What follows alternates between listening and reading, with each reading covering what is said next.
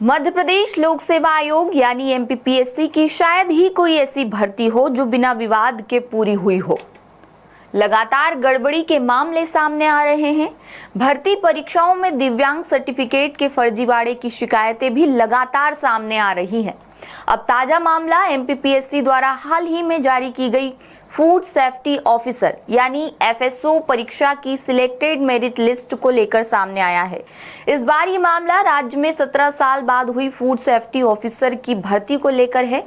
बता दें, एमपीपीएससी ने 22 जून को ही मेरिट लिस्ट जारी करते हुए 101 उम्मीदवारों का सिलेक्शन किया और 32 अभ्यर्थियों को वेटिंग में रखा।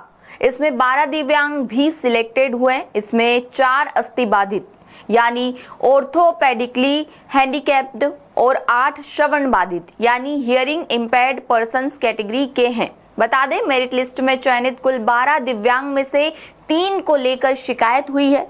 इसमें 1 अस्थिबाधित और 2 श्रवण बाधित हैं। इनके चयन को लेकर मुख्यमंत्री, मुख्य सचिव से लेकर मध्य प्रदेश लोक सेवा आयोग और संबंधित विभाग में भी शिकायत की गई है। इसमें चयनित सभी 12 दिव्यांग के सर्टिफिकेट की उच्च स्तरीय जांच और एम्स द्वारा मेडिकल चेकअप की मांग की गई है। शिकायत में कहा गया है कि मध्य प्रदेश लोक सेवा आयोग यानी एमपीपीएससी की फूड सेफ्टी ऑफिसर भर्ती में गंभीर गड़बड़ी हुई है। आरोप है कि कुछ लोगों ने फर्जी दिव्यांग प्रमाण पत्र बनवाकर सिलेक्शन लिस्ट में जगह हासिल कर ली है। अब आते हैं क्या मांग की गई है उस पर। दरअसल दिव्यांग श्रेणी में चुने गए जिन अभ्यर्थियों के प्रमाण पत्रों पर सवाल उठे हैं, उनकी दोबारा जांच एम्स भोपाल के उच्च स्तरीय मेडिकल बोर्ड से कराई जाए। जांच में किसी अभ्यर्थी का दिव्यांग प्रमाण पत्र फर्जी मिलता है तो उसकी नियुक्ति तुरंत रद्द की जाए। साथ ही उसके खिलाफ जालसाजी, धोखाधड़ी का केस दर्ज किया जाए।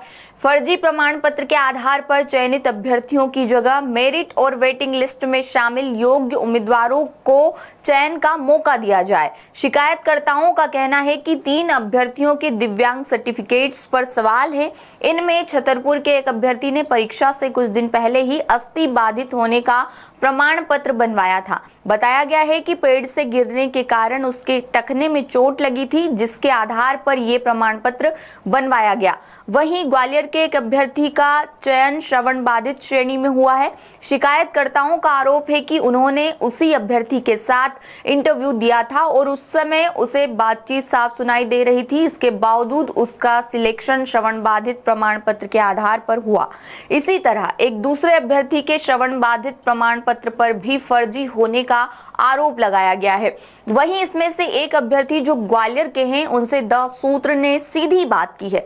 इस पर उन्होंने कहा कि उनका सर्टिफिकेट सही बना है, जिनका सिलेक्शन नहीं हुआ वे बेवजह के आरोप लगा रहे हैं। इसके पहले राज्य सेवा परीक्षा में भी दिव्यांग को लेकर आरोप लगे थे, खासकर एक महिला अभ्यर्थी को लेकर जिनका चयन आबकारी अधिकारी के तौर पर हुआ था, जिसके बाद डांस करते हुए उनके वीडियो सामने आए थे, जिसे लेकर कहा गया कि ये फर्जी अस्थि बाधित सर्टिफिकेट से सिलेक्टेड हुई। हालांकि मामले में आगे कुछ नहीं हुआ। बहरहाल ये मामला प्रदेश के हजारों मेहनती युवाओं के भविष्य से जुड़ा हुआ है। देखते हैं कि शिकायतकर्ताओं की मांगे मानी जाती है ये या नहीं। ये खबर आपके लिए इंदौर से हमारे ब्यूरो चीफ संजय गुप्ता लेकर आए थे। लेटेस्ट, इन्वेस्टिगेटिव और इन डेप्थ खबरें देखने के लिए ज्वाइन कीजिए द सूत्र का व्हाट्सएप चैनल, सब्सक्राइब कीजिए यूट्यूब चैनल, लाइक कीजिए फेसबुक पेज और पढ़ते रहिए www.dasootra.com।